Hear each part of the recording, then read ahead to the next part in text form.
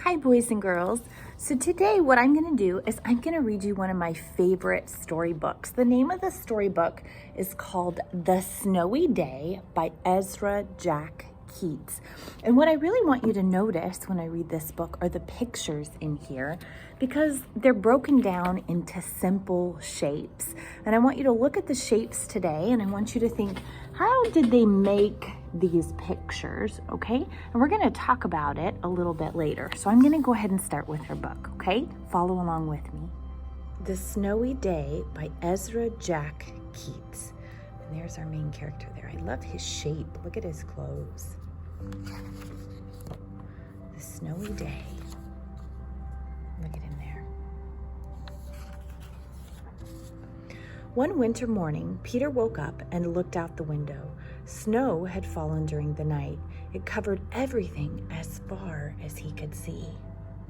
Look at Peter there and the snow. I love these patterns in his clothes and the wallpaper. After breakfast, he put on his snowsuit and ran outside. The snow was piled up very high along the street to make a path for walking. Crunch, crunch, crunch. His feet sink into the snow. He walked with his toes pointing out like this. He walked with his toes pointing in like that. Look how there's not much detail here. Look how simple his shape is. Is that perfect? No, but we can tell that he's leaning over, looking at the snow. And look at these basic buildings. There's not a lot of detail on the windows or doors, but we can tell that they're buildings, and we can see all the snow.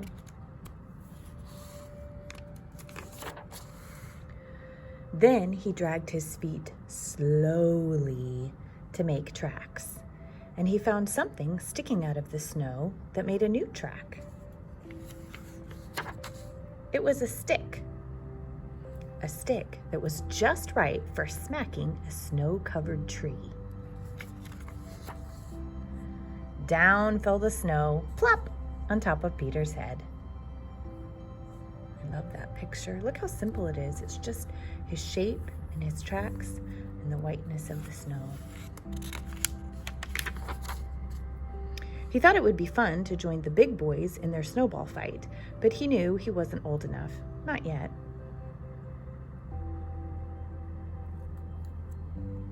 Look at those shapes there.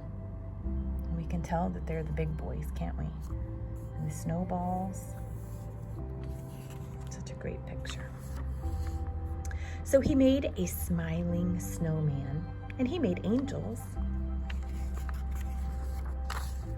He pretended he was a mountain climber. He climbed up a great big, tall, heaping mountain of snow and slid all the way down. Look at the detail here. What do we think that's made out of? Look at that. Such great pictures.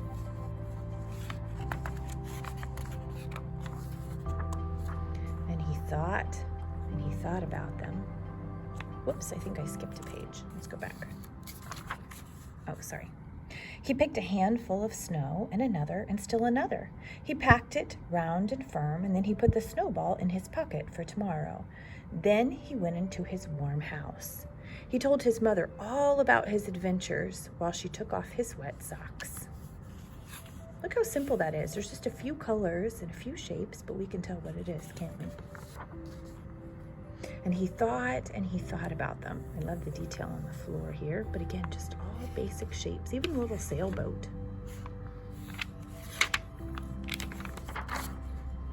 Before he got into bed, he looked in his pocket. His pocket was empty. The snowball wasn't there. He felt sad.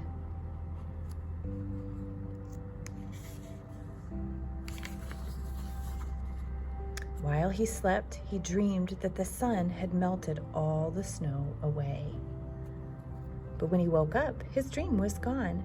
The snow was still everywhere. New snow was falling.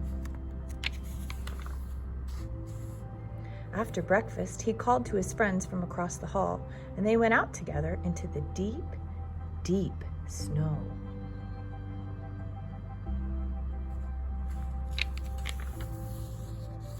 And that's the end. So today what we're going to do is we are going to make a snowy day picture, and we're going to make a picture of ourselves in the snow, and these are going to be our supplies. We're going to have blue for a background, so that's where we're going to glue all of our sheets of paper onto. And then we're going to have white, and the white is going to be for the snow. We can have like big little hills of snow, or we could have snow sitting on top of things, kind of like our artist put up in the picture here, or we can make a snowman. We can do a lot of things with the white snow, but you're going to decide what you want to do for your picture. The other three colors, you're going to include yourself.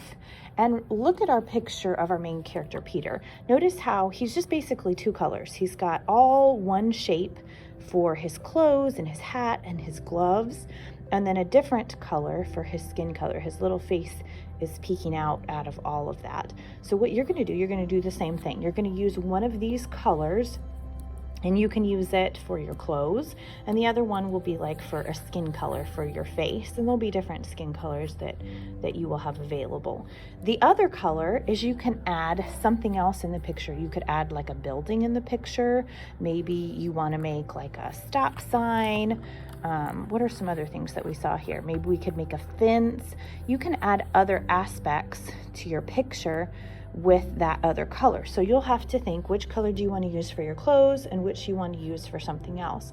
And if you don't have everything that you need, so for example like this, we can't see it because the sticker's over it, but this stoplight would have 3 colors. If you need a few extra colors, you can use colored pencils to add to your picture, but you will have to decide what it is that you're going to make. I'm not doing an example today because I really don't want to give you a lot of instruction. I want you to think about this in a creative way on your own. You will need to use this for the background, the blue, the white will be for the snow, and then the rest is going to be for you and then something else in your picture. It could be like a tree, it could be another person, but you'll have to decide what else you're going to include in your snowy day picture. And I want you to think about the story that we read today. Ezra Keats talked about his day in the snow and kind of what he did when he went out to play. So I want you to think maybe what you do when you go to play outside. But you're going to use this for inspiration. You're going to glue things down with your glue stick. You can tear paper or you can cut out paper. It's up to you.